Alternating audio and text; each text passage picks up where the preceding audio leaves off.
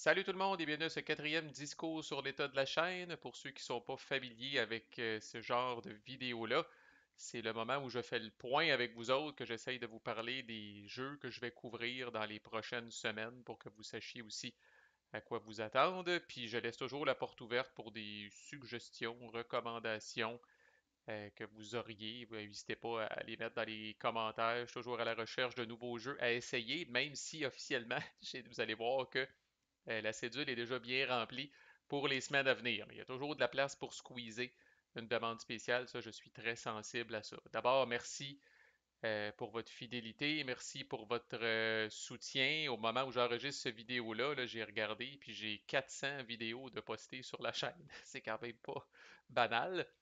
Réparties là, quasiment à une quarantaine de playlists, je pense. Fait qu'on doit avoir couvert là, entre 30 et 40 jeux ensemble.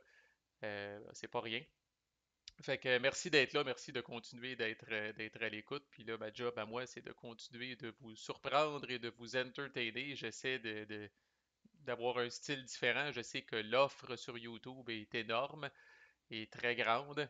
J'essaie de me distinguer peut-être par mon franc-parler, les jeux que je couvre, puis d'essayer de vous donner des angles différents basés sur bon, mon statut et mes occupations, là, sans être trop prétentieux, entre autres mes liens avec GMT, ce qui est un excellent préambule, je dirais, pour le prochain jeu qui s'en vient, là. Imaginez-vous donc que j'ai réussi à mettre la patte sur le module Tabletop Simulator du jeu de Plum Island Horror, qui est un jeu officiellement, là, ça n'a pas l'air de ça, là. C'est vraiment un gros jeu Ameritrash là, de lutte, peut-être pas contre des zombies, là, mais contre des espèces de mutants puis des monstres là, qui arrivent. Là. Mais n'ajustez pas votre appareil, c'est sur le P500 de GMT Games.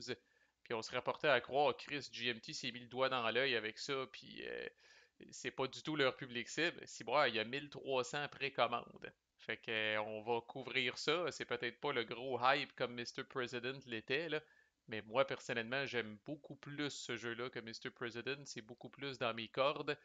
Puis j'ai l'intention là, de faire un playthrough avec ce jeu-là, là, parce que c'est un jeu à l'histoire et au thème extrêmement fort et extrêmement riche. Fait que c'est qu'on va avoir du plaisir à se raconter des histoires là-dessus d'un tel qui s'est fait attaquer à telle place, mais en tout cas, là, le jeu est superbe. Là, bref, j'en ferai pas la couverture avant le temps, là, mais ça, c'est définitivement quelque chose qui s'en vient très très prochainement. Là.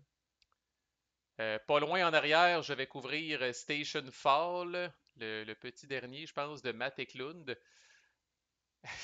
Puis là, écoutez, ceux qui ont jamais vu ça, là, vous êtes probablement à terre en train de convulser. Là. C'est le bordel, c'est super chargé comme jeu, là.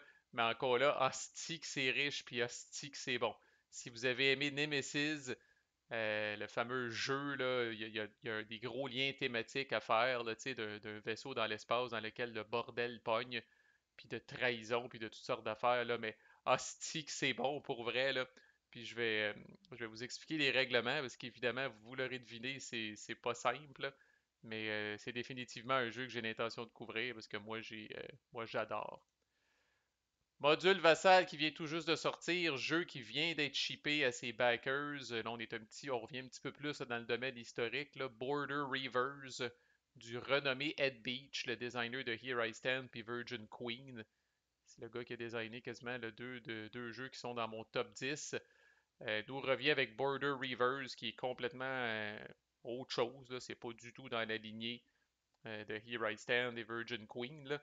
Mais n'empêche, il y a des cartes comme le Chris, fait qu'on aime ça. Un autre hostie de beau jeu, vraiment, là, sur les petits, disons, le petit coltaillage à la frontière entre l'Angleterre et l'Écosse, là, avant que bon, ces deux nations-là soient unifiées, là, sans partir un débat là-dessus, là. Ça a l'air très prometteur. C'est un multijoueur. Là. Je suis dans une game en ce moment appelée by email à 6. Fait qu'on va voir à quelle vitesse ça va. Puis parlant de jeux lents en tabarnak, là, ou de game lente en tabarnak, là, c'est ma game de Fire in the Lake, croyez-le ou non, qui est sur le bord de prendre fin.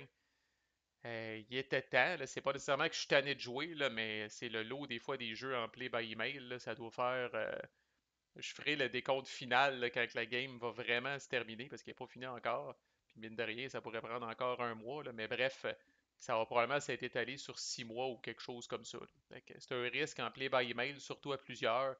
Il y a tout le temps un qui est parti, ça go, là, puis là, on attend après cette personne-là pendant une semaine des fois, là, fait que c'est fucking long, là. Mais bref, enfin, je vais être capable de couvrir ce quatrième volume-là dans le coin, qui est un de mes préférés, curieusement. Pas quand c'est lent comme ça, là, mais au niveau purement gameplay, là, c'est définitivement un de mes préférés, là. Puis devant le succès bœuf de la fois où j'ai revisité là, la playlist de Labyrinthe pour faire un playthrough, eh bien, j'ai l'intention de faire ça avec beaucoup de playlists sur la chaîne. Fait qu'on va revisiter d'abord mon jeu, Prelude to Rebellion. Si j'essaie d'y aller en ordre inverse de quand j'ai posté les playlists. En fait, je reviens au début de quand j'ai posté les playlists, puis je refais le chemin chronologique. Fait qu'un playthrough de Prelude to Rebellion, pourquoi pas. Puis après ça, ça va être deux playlists assez populaires que j'avais faites au début, là, Enemy Action Ardennes et War of the Ring, qui demeure à ce jour là, dans mes playlists les plus populaires. Fait que les règles étant déjà couvertes, là, on va tout de suite commencer bang dans l'action avec un petit playthrough schizophrène là, de moi contre moi qui essaye de jouer là, au meilleur de ma connaissance. Ça s'est quand même bien passé pour Labyrinthe. Puis encore là, c'est une façon à la fois d'apprendre les règles peut-être différemment, parce que veux pas, je vous les réexplique un petit peu, mais aussi de voir le genre de trame historique que ces jeux-là peuvent donner au final. Fait que ça, là, on est rendu à 7 là, fait que j'essaye de pas trop non plus me projeter dans le temps, là, parce qu'entre-temps, il y a d'autres jeux qui sortent, puis des fois on est excité, puis là, fait que prenez pas ça pour du cash, là, mais c'est pas mal ce qui s'en vient prochainement. Peut-être un jeu que je suis en train de développer pour Nuts Publishing, que je vais être capable de vous montrer le prototype aussi. Un jeu sur la guerre russo-finlandaise au début de la Deuxième Guerre mondiale. Très, très intéressant. Un conflit pas si couvert que ça, quand même, là, et un conflit vraiment unique, ne le sont-ils pas tous? Fait que voilà, je pense qu'on est rendu à 8 là, fait que ça fait le tour, je pense, là, pour l'horizon des prochains jeux, là. Comme je dis, j'aime me garder de la place pour vos suggestions. Si vous avez des commentaires aussi, n'hésitez pas, là, c'est un cliché, là, mais je lis tout ce que vous m'écrivez, puis j'y réponds bien souvent, là. Fait que n'hésitez pas à interagir, c'est ça qui rend ça le fun. Puis encore là, merci de votre fidélité, puis merci d'être là après un an et demi maintenant de- d'existence de la chaîne. À plus.